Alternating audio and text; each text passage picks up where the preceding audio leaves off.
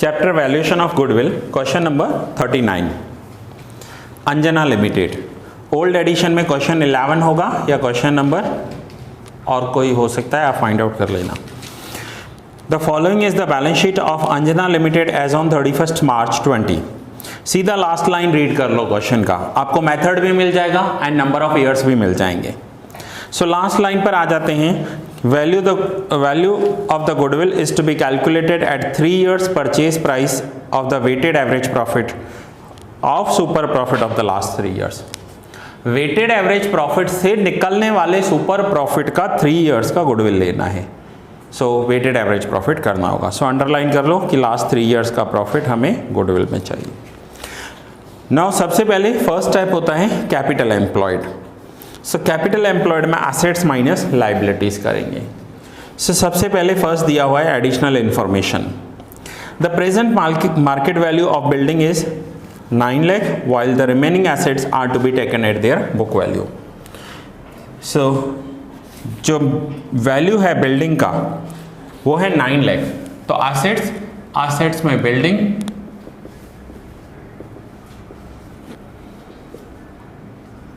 9 लाख, बाकी assets book value पे लेने हैं। सो बिल्डिंग के बाद नेक्स्ट एसेट्स, फिक्स्ड एसेट्स में देखो, फिक्स्ड एसेट्स में सबसे पहले बिल्डिंग दिया हुआ है, बिल्डिंग का कॉस्ट इन्होंने दे दिया। Then next value is machinery,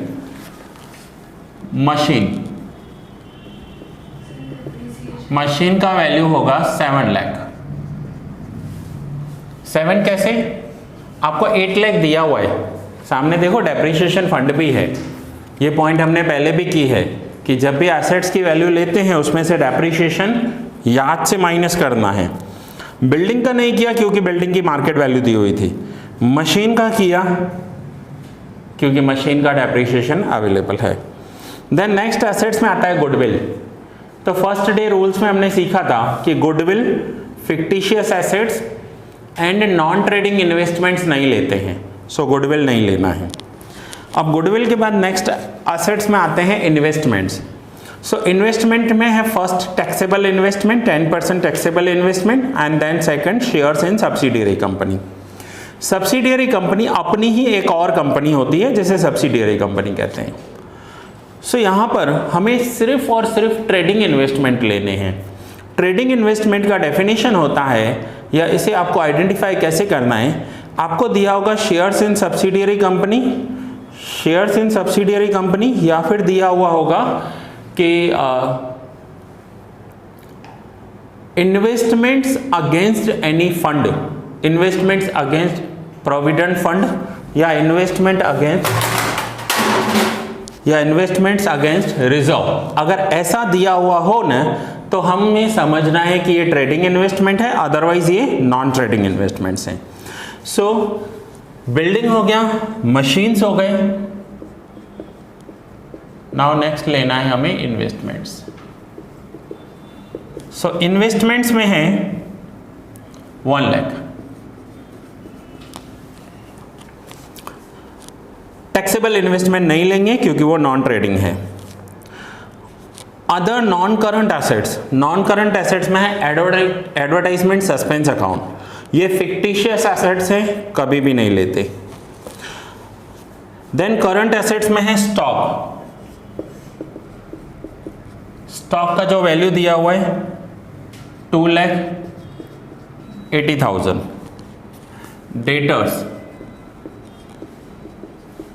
debtors का value after bad debts and BDR लेना है 1,90,000। Cash and cash equivalents 80,000 and prepaid expenses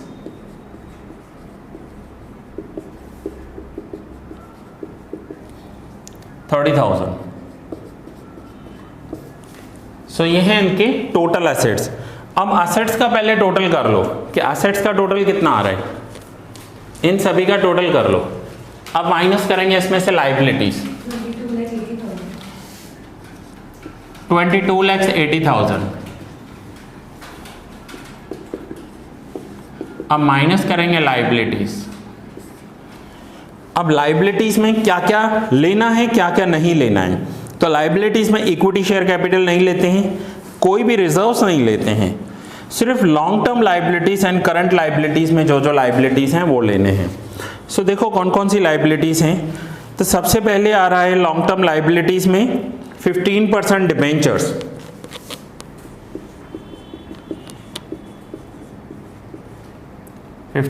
debentures. क्या वैल्यू है डिबेंचर्स की? 4 lakh. Workers profit sharing fund, short में लिख रहा हूं, वर्कर्स प्रॉफिट शेयरिंग फंड 70,000, ये लाइबिलिटी है। अपने कुछ कंपनीज अपने प्रॉफिट का कुछ हिस्सा वर्कर्स को देते हैं, सो ये वर्कर्स में बांटना है, वर्कर्स को देना है, so that is workers profit sharing fund, ये लाइबिलिटी है 70,000। देन डेप्रिसिएशन फंड तो हो गया, ये तो डेप्रिसिएशन है। क्रेडिटर्स, ये भी लाइबिलिटी है।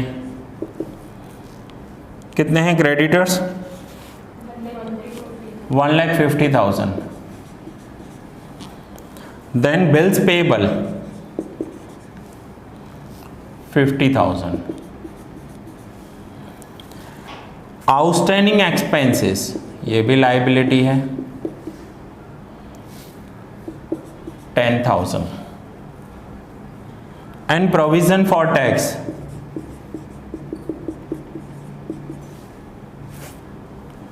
ये भी लाइबिलिटी है। अब लाइबिलिटीज का टोटल करो, देखो कितनी लाइबिलिटीज हैं।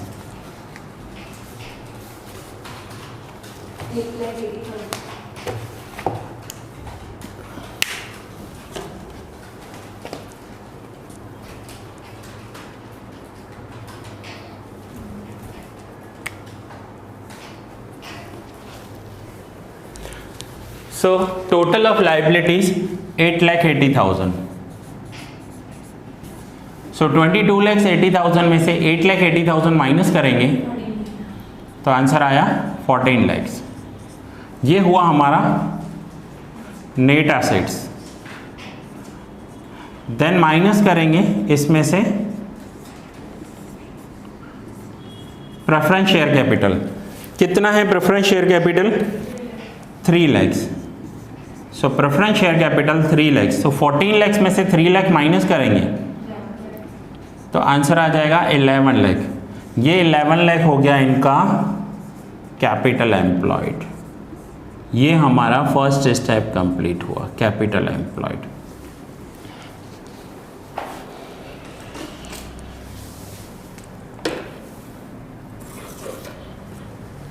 नाउ करेंगे सेकंड स्टेप। सेकंड स्टेप क्या होता है? Expected profit.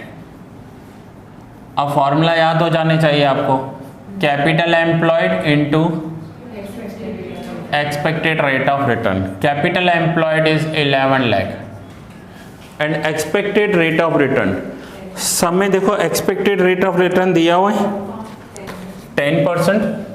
सो 11 लाख का 10%, इट मीन्स इनको 1,10,000 का एक्सपेक्टेशन है प्रॉफिट का। सो थर्ड, अब इनका एवरेज प्रॉफिट कितना है? एवरेज प्रॉफिट में तो यहाँ पर हमें वेटेड एवरेज प्रॉफिट कैलकुलेट करना है। सो वेटेड एवरेज प्रॉफिट के लिए कितना प्रॉफिट है इनके पास? Weighted average profit. So weighted average profit कैसे कैलकुलेट करते हैं? Years profit wait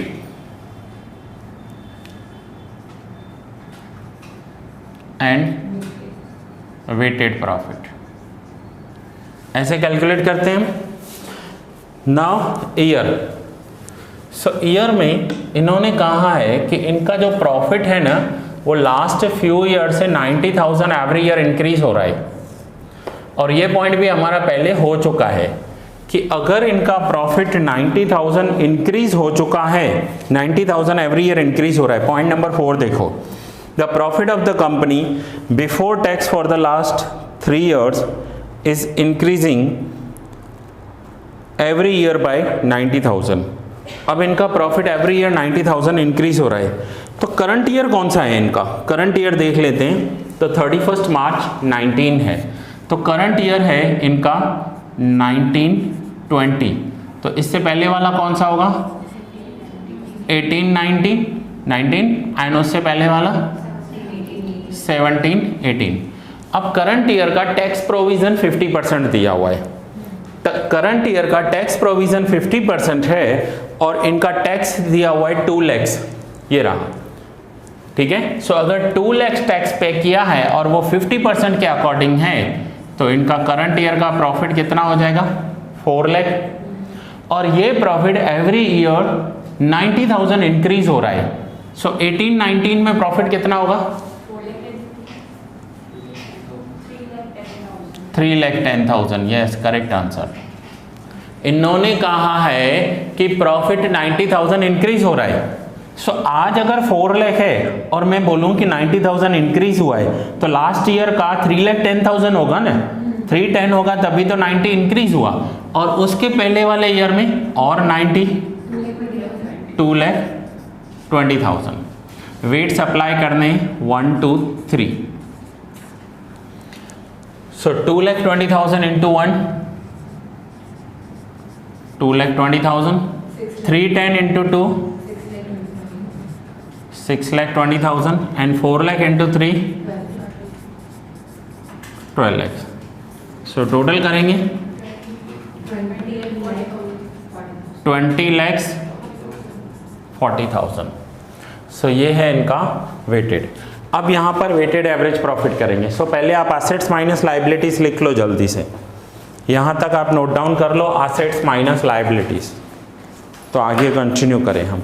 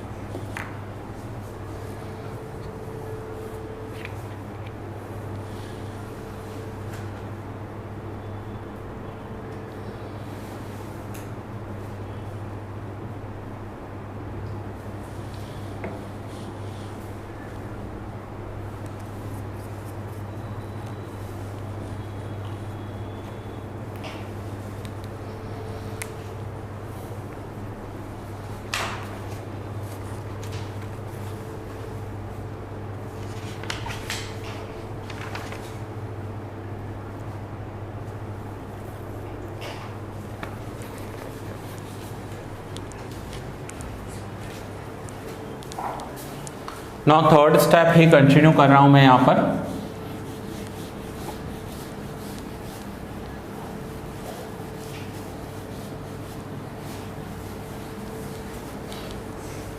third step जो हमारा चल रहा है weighted average profit. So weighted average profit क्या हो जाएगा? Weighted average profit is equals to total weighted profit which is 20,40,000 divide by weights. So कितना हो जाएगा ये प्रॉफिट? 3,40,000। 3,40,000। अब माइनस सबसे पहले इसमें करते हैं टैक्स। 3,40,000 अगर प्रॉफिट है तो उस पर पहले तो यहाँ पर अगर कुछ फ्यूचर में इनकम होने वाली है या एक्सपेंस होने वाला है तो वो प्लस माइनस कर लेते हैं, लेकिन यहाँ पर ऐसा कुछ इस समय दिया हुआ नहीं है, तो माइनस करेंगे टैक्स। सो 50% टैक्स 1,70,000। सो बाकी होगा 1,70,000।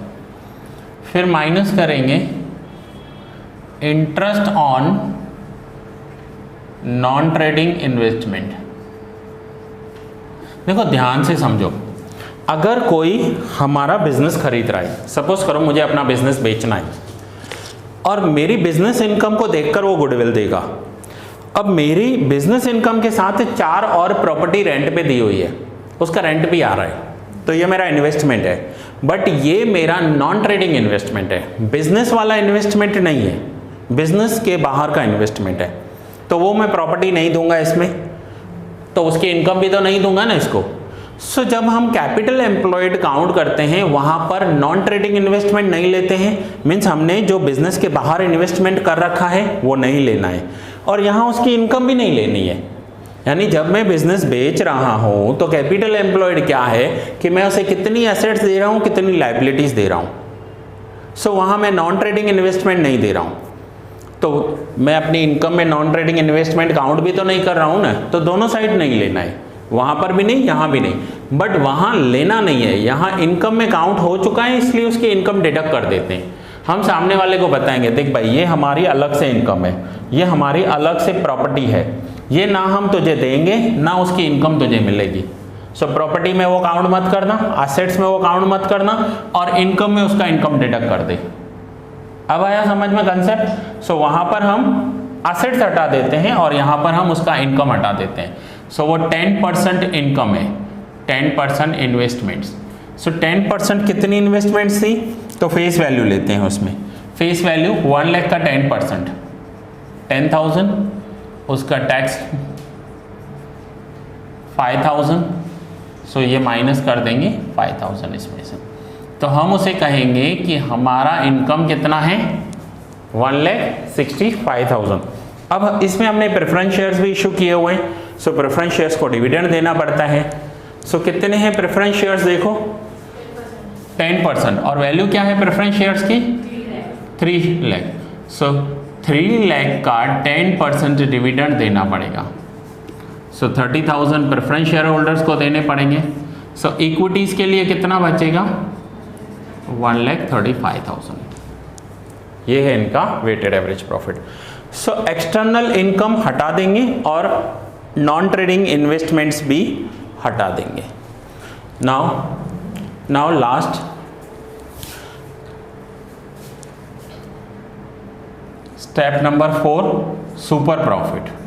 अब मैं फॉर्मूला नहीं लिख रहा हूं, आपको लिखनी है।